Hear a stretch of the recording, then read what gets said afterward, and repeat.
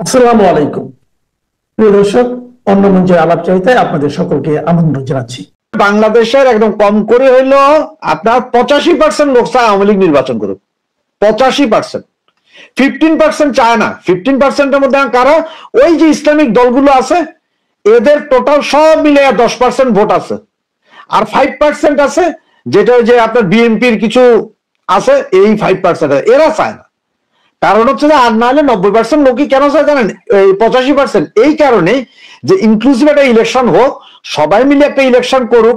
এখন ভাই সবাই মিলে ইলেকশন করলে আওয়ামী লীগের যদি মানুষ পছন্দ না করে, তাহলে আওয়ামী লীগের ভোট দিবে না কেউ, আওয়ামী লীগ নির্বাচনে জিতবে না। কিন্তু ওই 85% যে দেশের একটা শান্তি সুশৃঙ্খলতা বজায় রাখার জন্য হইলো আওয়ামী লীগকে নির্বাচনে আনতে চায়, যে তোমরা আসো নির্বাচন করে দেখো আসো তোমরা জিতো কিনা, তোমাদের প্রার্থীকে মানুষ ভোট দেয় কিনা। এখন আপনি আওয়ামী লীগের রাইখে দিলেন, আপনি এক সাইডে রেখে দিলেন, আওয়ামী লীগে ভোট করতে দিলেন না। এখন কি হবে? এই যে নির্বাচনের পর যে সরকার আসবে, সেই সরকার একটা বেকায়দায় পড়বে। তখন আওয়ামী লীগে উঠে এসে করবো কি রে, আমাদের সময় বলে নির্বাচন একতরফা হয়েছে, তোমাদের সময় কি হয়েছে?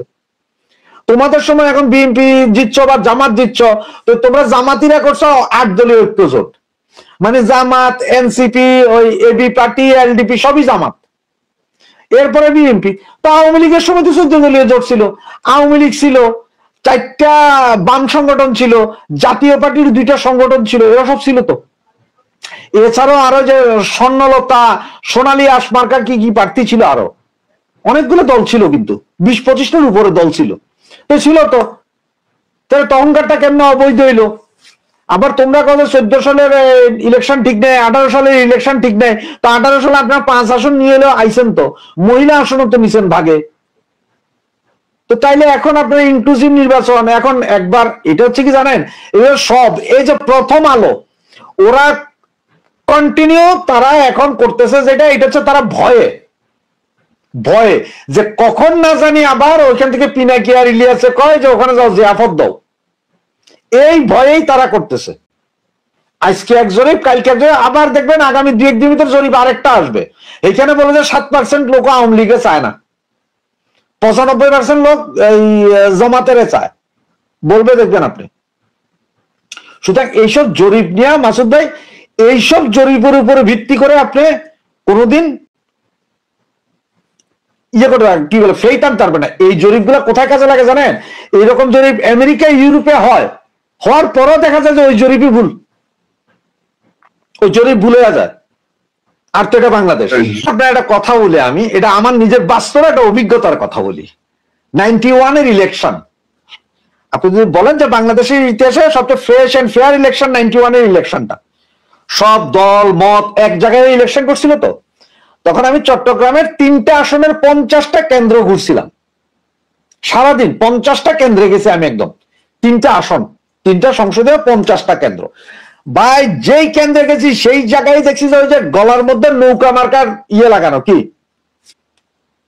লেবেল লাগানো নৌকা। আমি যে 50টা কেন্দ্রে যাইয়া দেখেছি সকাল থেকে সন্ধ্যা পর্যন্ত নৌকা মার্কার বোর্ড লাগানো, লোকজন সিল মারতে যাইতেছে, জিগালিয়ে কাছে নৌকায় মেরে আইছি। ভাই ওই 50টা কেন্দ্রে সবগুলো নৌকা মার্কা হাঁটছে। এ হচ্ছে বাঙালি। এখন আপনার আরেকটা কথা বলি, আপনার এই যদিও এটা অপ্রাসঙ্গিক, তারপর আপনার একটা কথা বলি। আপনি তো জানেন যে এই শেখ মুজিবুর রহমান বাকশাল গঠন করছিল না, ঘোষণা দিয়েছিল, গঠন করে নাই তখনও, ঘোষণা দিয়েছিল। বাকশাল গঠনের আগে বাংলাদেশের 74 সালে সমস্ত পত্রিকা বন্ধ করে দিয়েছিল, মনে আছে এটা? 4টা পত্রিকা ছাড়া বাকি সব পত্রিকা বন্ধ করে দিয়েছিল। মাসুদ ভাই 2% লোক মাত্র শিক্ষিত ওই সময়, 2% লোক শিক্ষিত। এখনো আপনি এখনো বাংলাদেশে এখনো বলেন আপনি এই যে জনমত জরিপ চালায়, জরিপ আপনি নিজে একটা জরিপ করে দেখেন তো, কয়জন লোক আপনার এখানে, আপনাদের এখানে 50,000 আপনার সাবস্ক্রাইবার থাকলে 5,000 লোকে আপনার ভোটাভুটিতে আসে না। ধর কি লেখছে বেটা, লেখাই পড়তে জানে না, বা লেখা যদিও পড়তে জানে, ভোটটা কোথায় দিতে হবে এটাই বুঝে না। এটা জনমত জরিপ বলে এগুলা। এইসব জরিপ নিয়ে আমরা এটা আলোচনা করি, কিন্তু হ্যাঁ তারপরে একটা জিনিস যে ওনারা জনমত জরিপ করতেছে, এখন ওনারা যে কোন ইশারায় বা কিসের ইশারায় হঠাৎ করে আজকে আবার 360 ডিগ্রি অ্যাঙ্গেলে এই জরিপ দিল। গতকালকের জরিপ যেটা, ওইটাও কিন্তু প্রোভাইডেড বাই প্রথম আলো, ওই এনজিওটাও প্রথম আলোর নিজেদের, গতকালকের যেটা। আর আজকে 360 ডিগ্রি অ্যাঙ্গেলে ঘুরে এসে এটা একটা জিনিস একটু খেয়াল করেন আপনি, রাশিয়া ইন্ডিয়া একটা চুক্তি হয়েছে জানেন, সামরিক চুক্তি। তার আগে আবার আমেরিকা ইন্ডিয়াও একটা সামরিক চুক্তি হয়েছে। গত 10 দিনের 2টা চুক্তি হয়েছে ইন্ডিয়ার সাথে। আর এই চুক্তিগুলোতে দেখেন আমেরিকা কি বলতেছে। আমেরিকা এখন যে আপনার বহিঃশত্রুর আক্রমণ, ইউরোপিয়ান ইউনিয়নের স্যাংশন, এগুলো নিয়ে যেমন কথা বলতেছে, সেম একই সুরে রাশিয়াও বলে, ইন্ডিয়াও বলে। 3 পরাশক্তি কিন্তু এক জায়গায় এখন কিছু কিছু ক্ষেত্রে। এখন কোন পরাশক্তির ইঙ্গিতে আবার এই প্রথম আলো আইসা এই মুহূর্তে এই জরিপ চালাইতেছে, কি জরিপ চালায় তার কোনো হদিস আপনি পাবেন না। এটা কোনো হদিস কেউ দিতে পারবে না, কিন্তু জরিপ চলতেছে। কার্ডটা দেখছেন, কত হাজার লোক এই জরিপে জয়েন করছে, এটা কিছু লেখছে, কত হাজার লোক জয়েন করছে। এই সরকারের সাথে বিএনপির বেশ টানাপোড়েন চলছিল। ওই সময় কিন্তু বেগম খালেদা জিয়াই কিন্তু মধ্যস্থতা করে লন্ডনে তারেক রহমানের সাথে বৈঠক করিয়ে দিলেন। তো সুতরাং একটা সমস্যা, তিনি যে অবস্থায় চলে গেছিলেন, তিনি দেশের রাজনীতির সংকট নিরসনের জন্য তিনি একটা ঐক্যের প্রতীক হিসেবে দাঁড়িয়েছিলেন। তার অনুপস্থিতিতে দিকে তো এই সমস্যা তৈরি হতেই পারে কিছু, এতে সন্দেহ নেই। যেমন বিএনপির ভিতরেও আমি বলবো, তিনি কিন্তু বিএনপির ভিতরেও কিন্তু বড় দল, তার ভিতরেও তিনি ঐক্যের প্রতীক। এখন ধরেন ভারপ্রাপ্ত চেয়ারম্যান তারেক রহমান, তিনি লন্ডনে আছেন, লন্ডনে থাকেন, সেখান থেকে তিনি এই সংগঠন পরিচালনা করছেন। এই ঘাটতি পূরণ করতে হলে লন্ডন থেকে ভারপ্রাপ্ত চেয়ারম্যান তারেক রহমান বাংলাদেশে আসতে হবে। এসে তাকে এই বড় সংগঠন এই দূর থেকে দীর্ঘদিন চলতে পারে না, 17 বছর চলছে, আর চলতে পারে না। সুতরাং এখন এই মুহূর্তে যদি আল্লাহ না করুক ম্যাডামকে নিয়েই যান, তাহলে কিন্তু তারেক রহমানকে সরাসরি এই সংগঠনকে ধরে রাখতে তাকেই হস্তক্ষেপ, তার বিকল্প নেই। আপনি দেখেন খেয়াল করে, তারেক রহমান যতই বলেন না কেন, হয়তো শহীদ প্রেসিডেন্ট জিয়া রহমানের ছেলে, ম্যাডামের ছেলে, বেগম খালেদা জিয়ার ছেলে, সেই হিসাবে হয়তো তার তিনি বিএনপি নেতা কর্মীদের ভিতরে দ্বিধা বিভক্ত নাই, তাকে কেন্দ্র করে আছে। কিন্তু ধরেন তিনি যদি না আসেন বা সামনেও নির্বাচন আছে, এই বিএনপি কিন্তু সমস্যা তৈরি হতে পারে। আমি বলবো যে বেগম খালেদা জিয়ার অনুপস্থিতিতে জাতীয় ঐক্যের যে প্রতীক, সেখানে একটু ঘাটতি দেখা যাবে। এবং বিএনপি নিজেও যদি তারেক রহমান নিজে এসে এই রাজনৈতিক দলটাকে, বড় দলটাকে আপনার সরাসরি আপনার কাজ না করে, তাহলে কিন্তু বিএনপিও কিন্তু কিছুটা সংকটের মধ্যে পড়তে পারে। 1/11 সময় কিন্তু -2 ফর্মুলা ছিল, হ্যাঁ, এবং -2 করতে ব্যর্থ হয়েছে। দুই নেত্রীকেই গ্রেপ্তার করা হয়েছিল। এবারে তো এক নেত্রী ধরেন চলে গেছে, ভারতে আছে, তো ওটা তো ধরেন যদি আপনি কল্পনা করেন ওটা মাইনাস হয়ে গেছে। তাহলে ম্যাডাম খালেদা জিয়া যদি আল্লাহ যদি না রাখেন, তাহলে তারেক রহমান তো বিএনপির হাল ধরবেন, তাকেও তো মাইনাস করে দিলে 2 - 2 হয়ে গেল। তো সুতরাং এই একটা প্রচেষ্টা থাকতে পারে। কারণ আমার অনুমান, এই জন্যই বলছি যে জাতীয় নিরাপত্তা উপদেষ্টা কিন্তু তিনি এখনো বিদেশ সফর করছেন, এবং আপনার সম্ভবত দোহায় একটা মিটিং হয়েছে, সেখানে ভারতের প্রতিনিধি, আমেরিকার প্রতিনিধি, আরো কোন কোন দেশের 4টে প্রতিনিধি ছিল। সেখানে কিন্তু যেসব অসমর্থিত সূত্রে পাওয়া গেছে যে সেখানে যেসব আলোচনা হয়েছে সেটা বাংলাদেশের অনুকূলে হয়নি। আমরা যেভাবে বাংলাদেশের স্বার্থ কল্পনা করি সেইভাবে ঘটে নেই। দ্বিতীয়ত, আরেকটা, এর আগে যখন আমাদের এক্সপোর্টের উপরে আমেরিকার ট্যাক্স বসালো, তখন আপনি খেয়াল করে দেখেন এই সরকার একটা আনডিসক্লোজ এগ্রিমেন্ট করে এসেছে। তার ভিতরে কি আছে বলেন? অন্তর্বর্তীকালীন সরকার কি করে গোপন চুক্তি করে আপনি বলেন? সেই গোপন চুক্তিতে কি আছে? এখন 2টা পোর্ট দিয়ে দেওয়া হলো বিদেশিকে, হ্যাঁ, পরিচালনা হতে পারে পরিচালনা, কিন্তু সবচেয়ে ভালো পোর্টটাও কিন্তু চলে গেছে বিদেশি হাতে। ধরেন মানবিক করিডোর আছে, সেটা আছে কিনা ওই আনডিসক্লোজ এগ্রিমেন্টের ভিতরে। তারপরে ধরেন এই পৃথিবীতে 80টা দেশে আমেরিকান সেনা ঘাঁটি আছে, এই সাবকন্টিনেন্টে কোনো আমেরিকান সেনা ঘাঁটি নেই। আমাদের বাংলাদেশ খুব স্ট্র্যাটেজিক জায়গা, সেখানে যে ঘাঁটি হবে না এমন নিশ্চয়তা কি? তারপরে -2 কোনো পরিকল্পনা হয়েছে কিনা আমরা জানি না। সুতরাং সবই কল্পনা প্রসূত বলতে পারি, যেহেতু তারেক রহমান সবচেয়ে বড় দলের তিনি এখন ভারপ্রাপ্ত চেয়ারম্যান, হয়তো যদি তার মা না থাকেন হয়তো চেয়ারম্যানও হবেন। তার উপরে তো এই বিএনপি বড় দলটা নির্ভর করে। এখনো মানুষের আস্থা কিন্তু যাই বলেন, আওয়ামী লীগ নাই, ধরেন আওয়ামী লীগের কার্যক্রম নিষিদ্ধ করেছে, সেখানে কিন্তু আমি বলো উদার গণতান্ত্রিক মনোভাবাপন্ন লোক এবং মুক্তিযুদ্ধের দল হিসাবে বিএনপিকে আশ্রয়স্থল মনে করে। সেই বিএনপিকে যদি মাইনাস করে দেওয়া হয় তাহলে তো এই দেশটা কোথায় অন্ধকার যুগে প্রবেশ করবে। প্রথম থেকেই খেয়াল করে দেখেন, ডক্টর মোহাম্মদ ইউনূসকে অকুণ্ঠ সমর্থন দিয়ে গেছে বিএনপি, ছাড় দিচ্ছে। এবং আমি তো মনে করি বিএনপি ডক্টর মোহাম্মদ ইউনূসকে এইভাবে বিশ্বাস করা উচিত হয়নি। কারণ 106 অনুচ্ছেদ সেটা নিয়ে বিতর্ক আছে, আমি তাই গেলাম। 106 অনুচ্ছেদ অনুযায়ী ওত নিয়েছে, এটা একটা সাংবিধানিক সরকার। যদি আওয়ামী লীগকে ফ্যাসিস্ট হিসেবে তাকে বিতাড়িতই করতে চাইতো, 3 মাস পরে সংবিধান অনুযায়ী নির্বাচন দিতে পারতো। কোন কারণে যদি জটিলতা থাকে 6 মাস পরে, এটা সংবিধানেই আছে, 6 মাস পরে যদি নির্বাচন হতো, আওয়ামী লীগের প্রতি জনগণের যে হেট্রেট ছিল তাহলে দেখতেন হয়তো 10টা নাই 15টা নাই 20টা সিট পেত। এখন তো আওয়ামী লীগ বাংলাদেশের মাটি এমন, যাকে আপনি অপ্রেস রাখবেন, যাকে দমন করতে চাইবেন, তার কিন্তু পপুলারিটি বাড়বে। এবং আপনি দেখেন আওয়ামী লীগের কোনো সমর্থক কমে নাই, এবং আপনি তাকে মাইনাস রেখে যে নির্বাচন করবেন, যা কিছু করতে চান, সেখানে কিন্তু আশঙ্কা থেকেই যায় যে সমস্যা তৈরি হতে পারে। আর অভ্যুত্থানের শক্তিরাও কিন্তু দ্বিধা বিভক্ত। সুতরাং আপনি যে আমাদের যে গণতান্ত্রিক পথে অগ্রযাত্রা করব, এটা তো আমি তো দেখতেছি পথ কঙ্ককাঠিন্য। এটা তো নির্বাচন সঠিকভাবে, প্রশাসন ঠিক নাই, আইন শৃঙ্খলা বাহিনী ঠিক নাই, রাজনৈতিক দল বড় স্টেক হোল্ডার নির্বাচনে তারা ঠিক নাই। তো নির্বাচনটা হবে টাকাকে নিয়ে আপনি বলেন। দ্বিতীয়ত, এই যে আনডিসক্লোজ এগ্রিমেন্ট, আপনার ডক্টর মোহাম্মদ ইউনূস, আপনি খেয়াল করে দেখেন সব দ্বৈত নাগরিক, অর্থাৎ বিদেশি নাগরিক নিয়ে আপনি যদি বলেন অন্তর্বর্তীকালীন সরকার, তাহলে পূর্ণাঙ্গ উত্তর হয় না।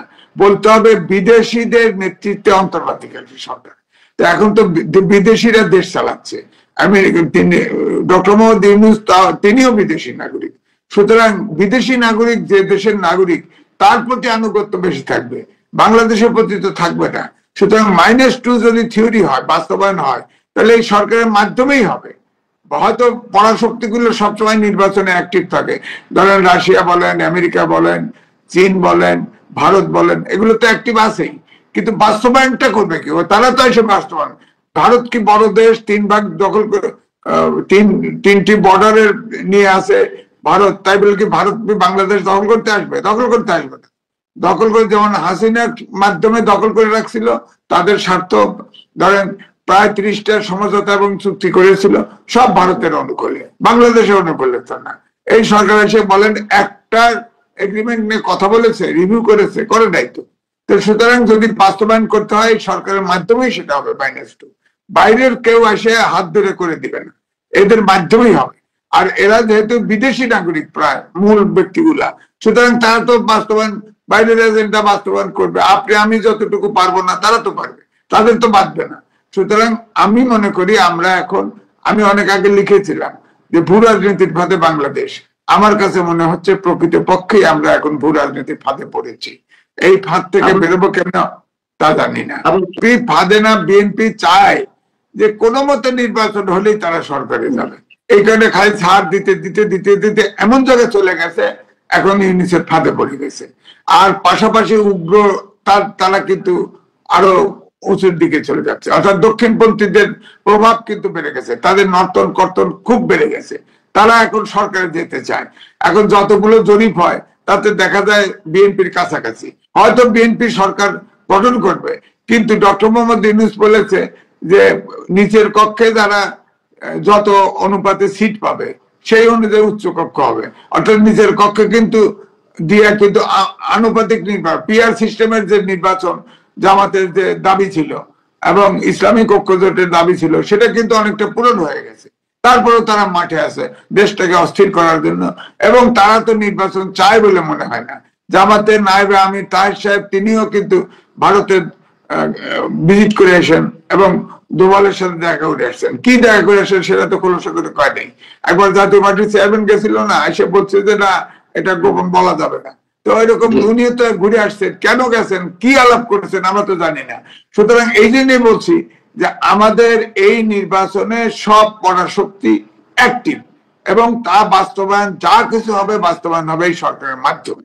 কারণ এই সরকারও বিদেশি নেতৃত্বাধীন অন্তর্বর্তীকালীন সরকার, কথাটা মনে রাখবেন বারবার, এইভাবেই আমি বলি। এই যে যেহেতু রাজনীতি হচ্ছে, জামাতের নিষিদ্ধ ছিল, তার নিষিদ্ধ তার প্রত্যাহার করা হয়েছে, তারা আপনার নেতৃত্বে এখন তারা রাজনীতি করতে পারছে। তারা তো আপনার ইসলাম আসলে ইসলামিক দল না, হাক্কানি আমরা তাই বলে। সুতরাং তাদের যে উগ্র যে আচরণটা দেখাচ্ছে এটা তাদের হিসাবের ভুল। আমি মনে করি না তারা মেজরিটি বা সরকার গঠন করতে পারবে, যদিও তাদের এটা আকাঙ্ক্ষা আছে। তবে আমি বলবো যারা গণতান্ত্রিক শক্তি, জামাত গণতন্ত্রে বিশ্বাস করে না, গণতান্ত্রিক যত শক্তি আছে এবং মুক্তিযুদ্ধের পক্ষের শক্তি সবারই ঐক্যবদ্ধ হওয়া উচিত।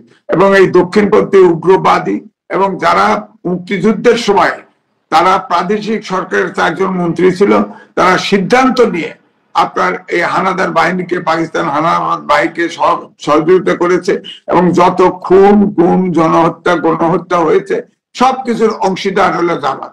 সুতরাং এই জামাতকে প্রতিহত করতে হবে।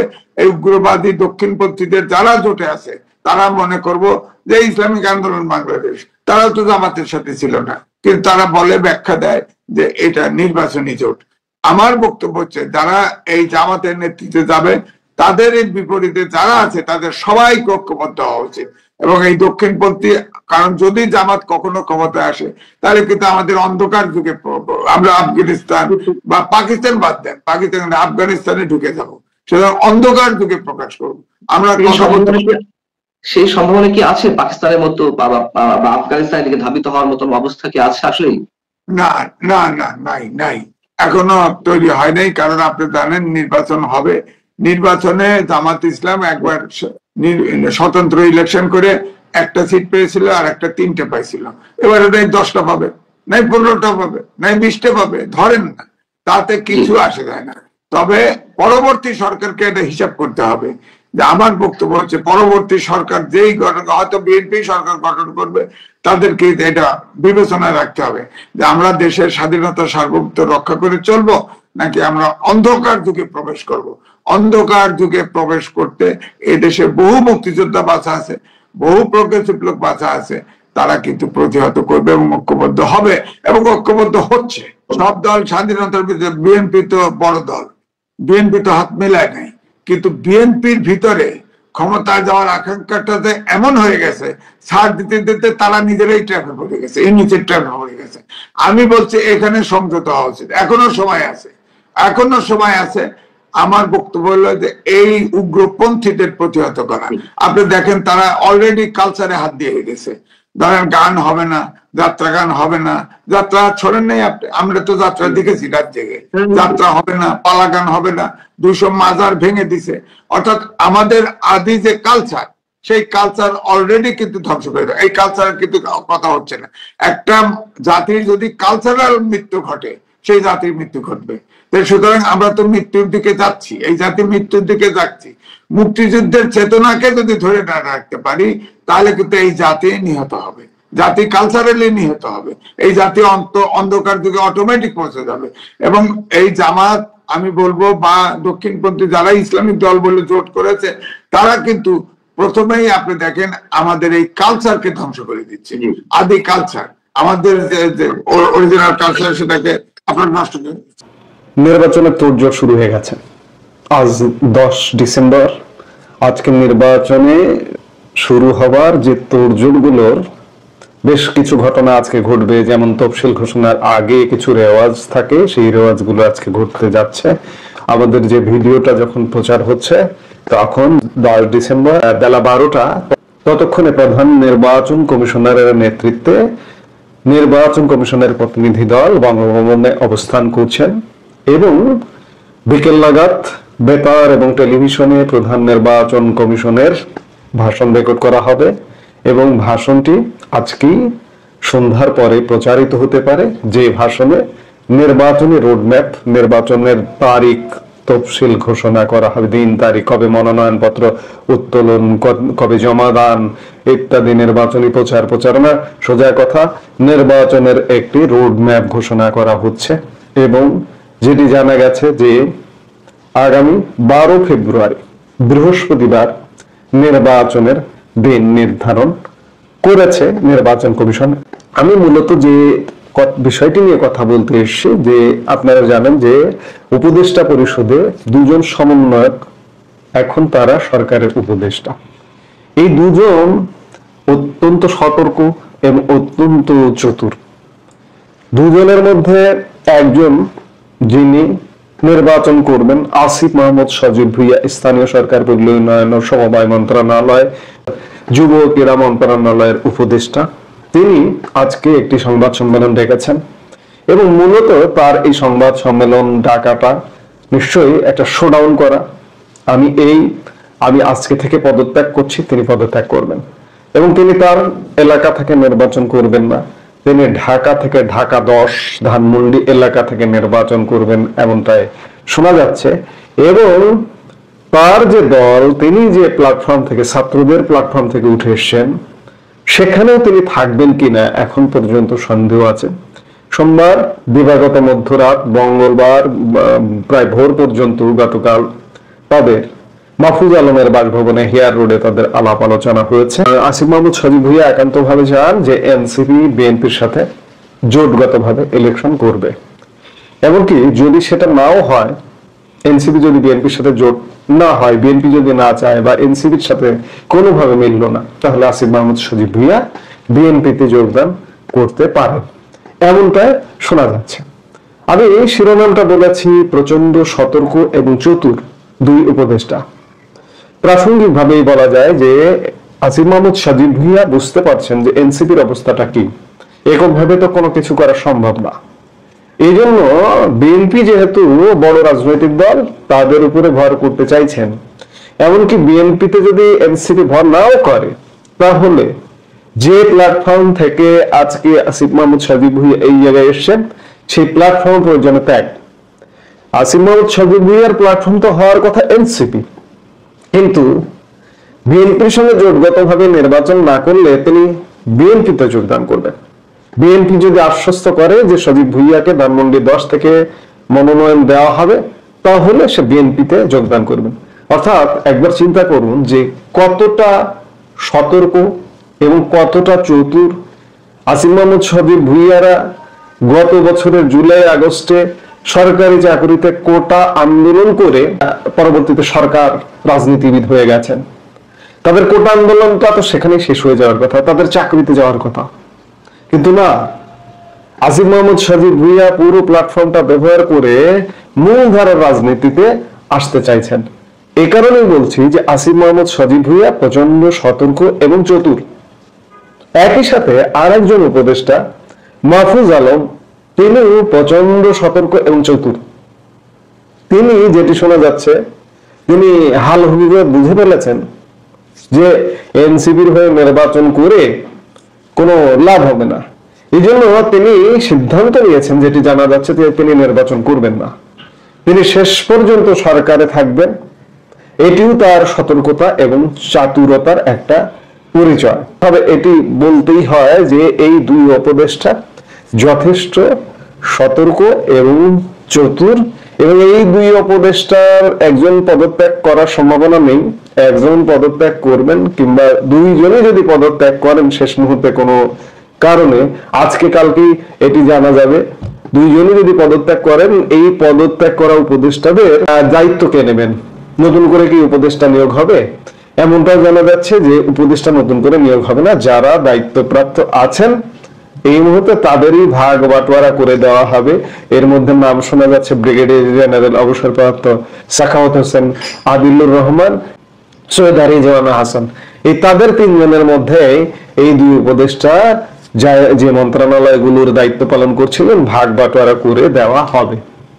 যাই হোক, সেটি ভিন্ন বিষয়, কিন্তু সবচেয়ে গুরুত্বপূর্ণ বিষয়, আমরা দুই উপদেষ্টাকে, ছাত্র উপদেষ্টাকে যে প্ল্যাটফর্ম বাড়িয়ে আজকে এই জায়গায়, যে প্ল্যাটফর্মের উপর ভর করে আজকে এই জায়গায়, সেই জায়গা বিশেষ করে আসিফ মাহমুদ সজীব ভুইয়া প্রয়োজনে ত্যাগ করবেন।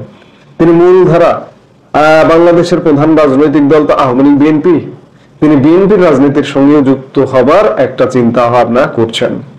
তাহলে তার প্ল্যাটফর্মটি, তার ব্যবহারের জায়গাটি ছিল বৈষম্য বিরোধী ছাত্র আন্দোলন, সমন্বয়ক এবং সমন্বয়কদের নতুন রূপায়ণ রাজনৈতিক দল এনসিপি ত্যাগ করতে প্রস্তুত আছেন। এমন চতুর, এমন সতর্ক আপনার আমার বাংলাদেশের কি হবে আপনি বুঝুন। যা কিছু হওয়ার তাদের হবে। আমি এই কথাগুলো এই জন্যই বলছি যে সতর্ক হওয়া ভালো, চতুর হওয়া ভালো, কিন্তু তুমি বাবা এনসিপি থেকে, তুমি বাবা সমন্বয়ের থেকে আজকে এই জায়গায় এসছো, মুহূর্তের মধ্যে ভোল পাল্টে আরেকদিকে চলে যাচ্ছ, এটি নিয়ে আমার প্রশ্ন। তাদেরকে ফেলে দিয়ে এটি নিয়ে আমার প্রশ্ন। যাই হোক, কি ঘটতে যাচ্ছে আমরা নিশ্চয়ই দেখব, আমরা অপেক্ষা করছি এবং দেখছি। আজকে কালকে এদের ব্যাপারে একটা সিদ্ধান্তে আসবে, তারা নিজেরাই আসবে, সরকার আসবে, দেশ আসবে। বিএনপি চেয়ারপারসন বেগম খালেদা জিয়া অসুস্থ হয়ে যখন একদম ক্রিটিক্যালি এবার হসপিটালে ভর্তি হলেন নভেম্বরের 23-24 তারিখ নাগাদ, সেদিন থেকে আমি আপনাদেরকে বলছি যে তার এবারের অসুস্থতাটা এমন একটা গুরুতর অসুস্থতা, অনেক কিছু তো ছড়িয়েছে সোশ্যাল মিডিয়ায়, এবং এখন সবশেষ গত 2 দিনে বেগম খালেদা জিয়া কোন ধরনের সিচুয়েশনে আছেন এটা নিয়ে কিন্তু আর খুব বেশি ব্রিফিং হচ্ছে না। সবার মনোযোগ তফসিল, নির্বাচন, বিএনপি ও বিএনপি চেয়ারপারসনের বড় ছেলে তারেক রহমান, তিনি রেগুলার তার দলীয় শো গুলা সকাল থেকে রাত পর্যন্ত যে প্রোগ্রাম, শো বলতে বলছি উনি যেহেতু ভার্চুয়ালি যুক্ত হন, সেইগুলোর যুক্ত হয়ে তিনি প্রোগ্রাম করছেন। ফলে বেগম খালেদা জিয়ার শারীরিক অবস্থা নিয়ে তেমন কোনো নতুন ফোরকাস্ট ব্রিফিং নেই। তার সেই অ্যাম্বুলেন্স নিয়ে যেসব কাহিনী ঘটে গেল অনেক শুরু থেকেই, গত মাস থেকেই বলছি, তার এই অসুস্থতার, এবারের অসুস্থতার ফাইট যাত্রা, এটার পরে এই স্টেজে গেলে পরে মানুষের আর শত্রু মিত্র ভেদাভেদ থাকে না। এটাও বলেছি, তার রাজনৈতিক প্রতিপক্ষ যারা রাজনৈতিক বিরোধিতাকারী, আপনি যদি সবার আগে না মানেন আওয়ামী লীগের, তারা সবাই এই মানুষটার, তার সুস্থতা, তার আরাম, তার সবকিছুর যেন সমাধান খুব শান্তিতে হয়। আমরা আমাদের পরিবারের পিতা মাতা, দাদা দাদি, নানা নানি, তাদের জন্য যেমন মনে করি, বা আমি আমার নিজের ক্ষেত্রে মনে করি যে আল্লাহ তুমি আমাকে যখন তুলে নাও তখন আমাকে শান্তিতে তুলে নিও।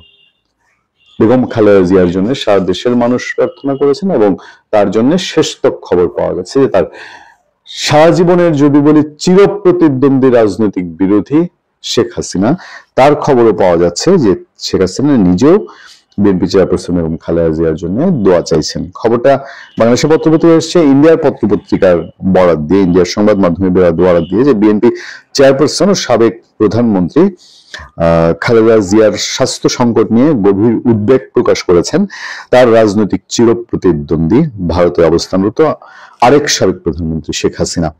ভারতের বার্তা সংস্থা IANS কে ইমেইলে দেয়া এক সংক্ষিপ্ত সাক্ষাৎকারে তিনি বলেন, বেগম জিয়া অসুস্থ, এটা জানতে পেরে আমি গভীরভাবে উদ্বিগ্ন।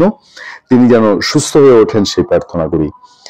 ইমেইলে দেয়া এক সাক্ষাৎকার নিয়ে নিজেই রিপোর্ট প্রকাশ করেছে IANS। তাদের নিজস্ব ওয়েবসাইটে প্রকাশিত খবরে বলা হয়, বাংলাদেশ জাতীয়তাবাদী দল বিএনপির চেয়ারপারসন ও সাবেক প্রধানমন্ত্রী বেগম খালেদা জিয়ার অবনতিশীল স্বাস্থ্যের বিষয়ে গভীর উদ্বেগ প্রকাশ করেছেন হাসিনা। একই সঙ্গে তিনি তার দ্রুত সুস্থতা কামনা করেছেন। তার কাছে IANS ইমেইলে খালেদা জিয়ার জটিল স্বাস্থ্যগত অবস্থা এবং সাম্প্রতিক রিপোর্ট সম্পর্কে জানতে চায় জবাবে শেখ হাসিনা এই মন্তব্য করেন।